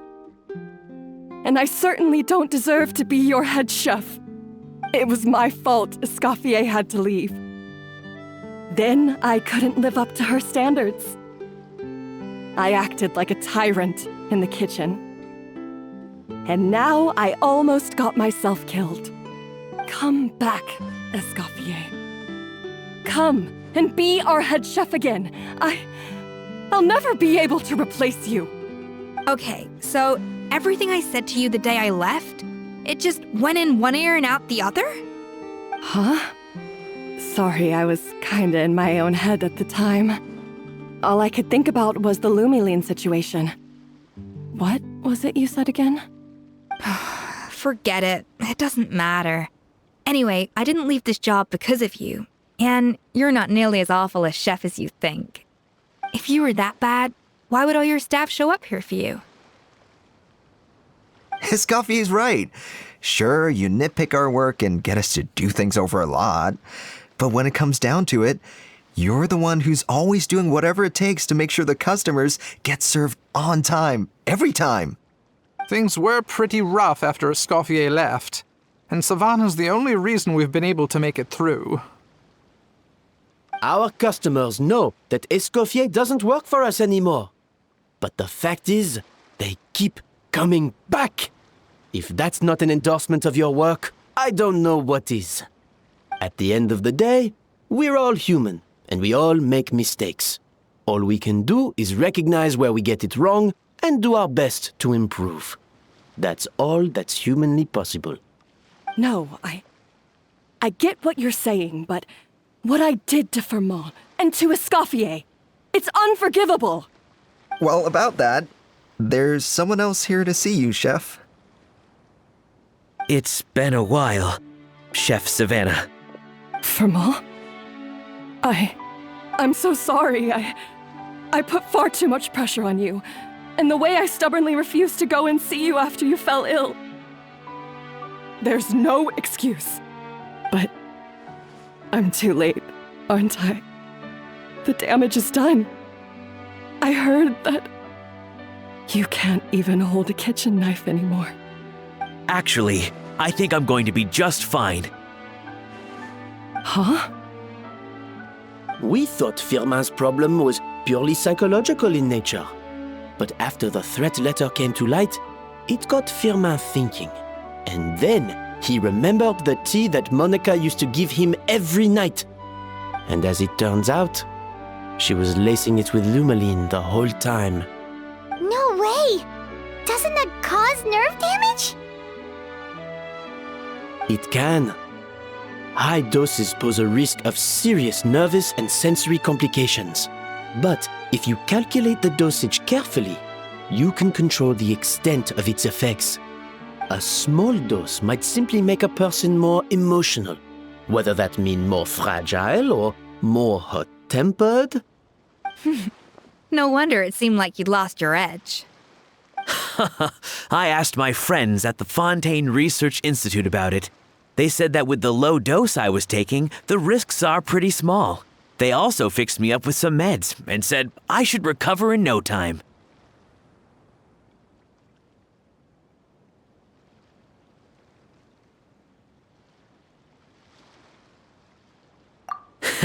Well, that's what happens when you give someone a little bit of hope to cling on to. There's more. We believe that Firmin was likely not Monica's only victim. You mean she poisoned me too? Oh, so that's why Savannah's been so irritable this whole time! Let's not be too quick to blame everything on the Lumaline. That stuff can only amplify what's already there. So tasty food will seem like the most delicious thing in the world, while food you don't particularly care for will become utterly revolting. So you better make sure you reflect on your behavior and apologize to every single person you've wronged. I will. I'm sorry. There's still one question that's really bugging me.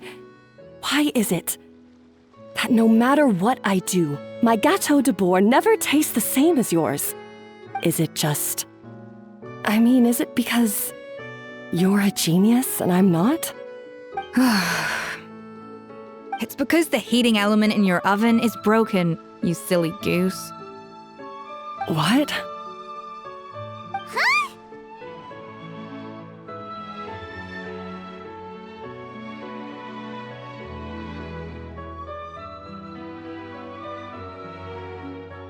I felt like something was off during the cooking contest. Once I got around to checking all the equipment, I noticed it right away. There was a half-degree discrepancy between the temperature setting and the actual temperature. All the ovens in the whole kitchen had the same problem, which confused me at the time, but by this point, it's pretty obvious that Monica must have tampered with them. I would have figured it out the day of the bake-off, since the issue affected both our teams. But of course, Monica sabotaged mine so that could never happen. No. I spent so long trying to find out where I was going wrong, and then you pinpoint the problem in just one night? It all comes back to one simple, undeniable truth. You're a genius. And I'm just plain old Savannah. Oh, cut it out! Stop the woe is me act for a second and just think. I came up with this recipe. You don't think that might have something to do with it? Do you know how long I spent perfecting my Gâteau de Bourg? 3 years! 3 whole years! I know this dish inside out, back to front and upside down. And you've been head chef now for what, 6 months? If that? A couple hundred failed attempts, and you're gonna throw in the kitchen towel and declare you'll never be successful because you're not a genius. You clearly have no idea how many kitchen failures I've had under my belt, or just how long it took me to finally get my recipe to a level I was satisfied with. Genius or not, everyone makes mistakes. Modeste did, Savelli did, everyone does. You're only a lousy chef if you don't face up to your mistakes, learn from them, and then keep chipping away until you crack the problem once and for all. Surely you haven't forgotten all that. You were no lousy chef back when I handed you the reins. I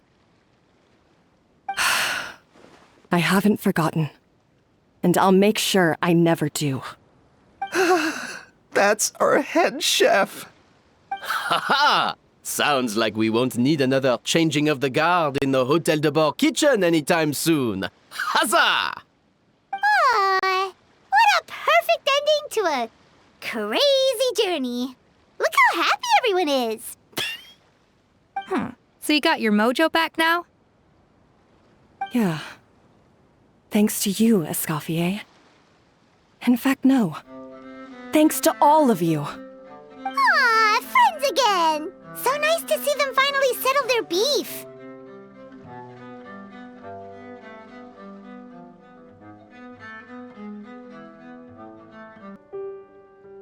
Good. So now that's out of the way. It's time for payback. You cheated in our last bake-off, and I demand a rematch right now. Huh?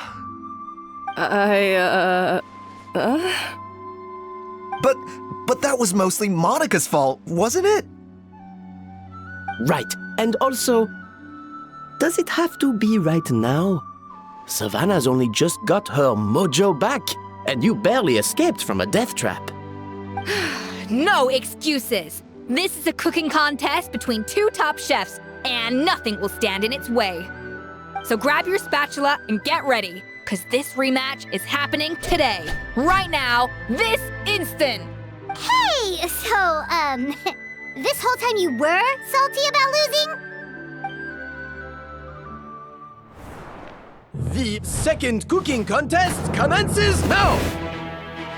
This time, no more games, and no holding back!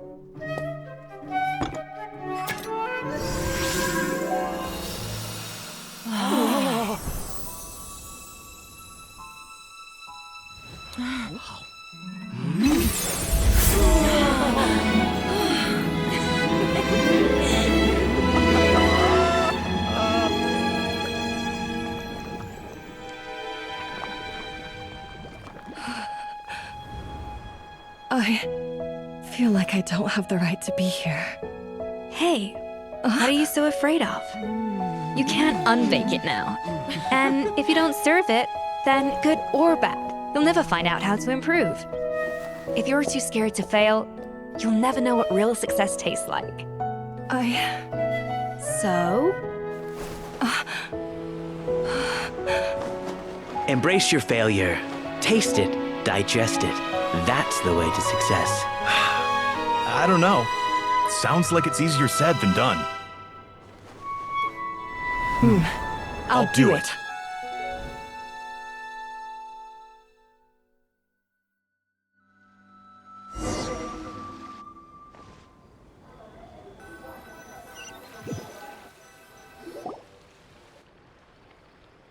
The results are in! A landslide victory for Escoffier! Quite rightly, too. Piece of cake.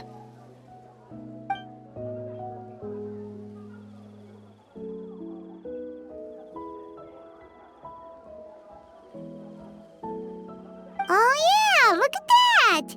Savannah looks pretty chipper too, considering she lost.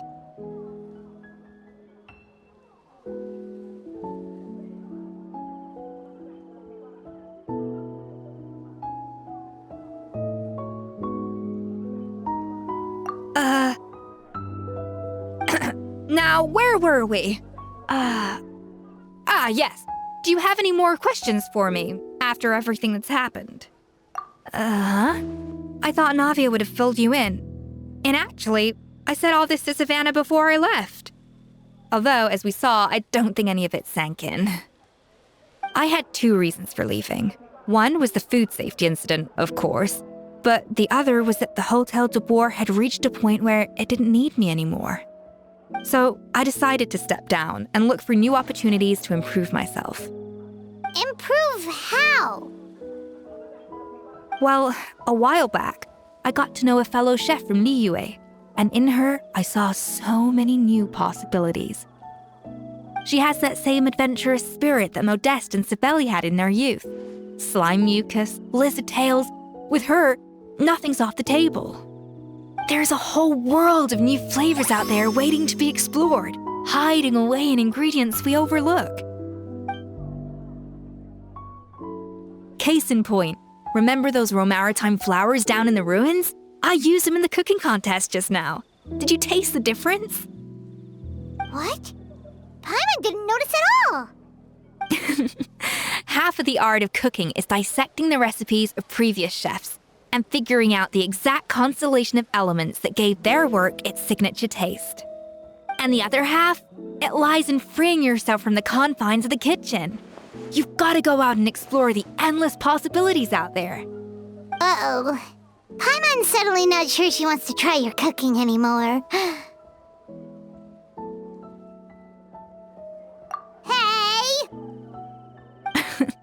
Don't worry, it's not going to be a free-for-all like in Modeste's time. Before I put anything into my food, I'll obviously do my research, make sure it doesn't contain any harmful substances. In the meantime, take this. It's a recipe for Petit Gâteau de Boer revised version. I tweaked it to suit your needs as busy adventurers. Hope you enjoy, and remember, feedback is always welcome. All right! So, do you ever see yourself returning to Hotel de Boer?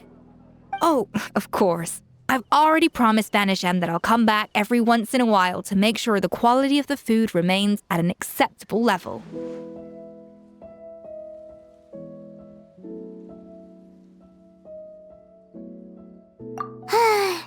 You know, Paimon's still a little disappointed that we never got to see the treasure of Remoria. Surely Monica wouldn't have gotten drawn in so deeply if it wasn't for all the mystery surrounding the original Gâteau de Boer.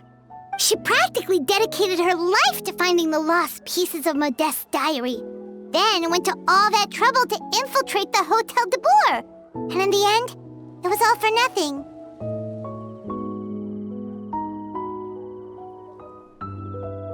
Since you mentioned the treasure, between Modeste's writings and what we saw in those ruins, I think I may have figured out the truth. The so-called treasure of Remoria was most likely a substance that the Remorians extracted from Lumitoiles, better known to us as Lumiline. Huh? So then, why all the hype back in the early days of Gâteau de Boer? Don't forget, it was a very different era. We could barely even refine sugar back then, so desserts were very much in their infancy. In a world of bland food, it's no wonder that the first thing to really excite people's taste buds took the world by storm. And as for the Lumiline, it may well have been somewhat valuable in ancient times. But these days, it's just another drug from the Fontaine Research Institute. Even if Sibeli hadn't destroyed it all, I doubt it would be worth that much these days.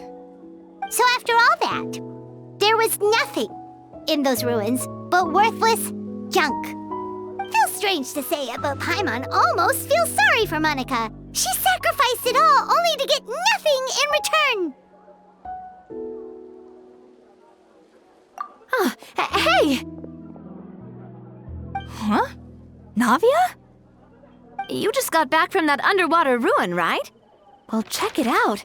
They ran a special issue. Did you see anything like this down there? Freshly unearthed from the ruins of Rumoria. A magnificent jar thought to be over 1,000 years old. Experts say it has immense artistic and historical value. It could be worth an absolute fortune. Wait, isn't that the jar they used to hold the treasure? If only it was still in one piece. Some butterfingers must have dropped it or something. Ugh, it's such a shame.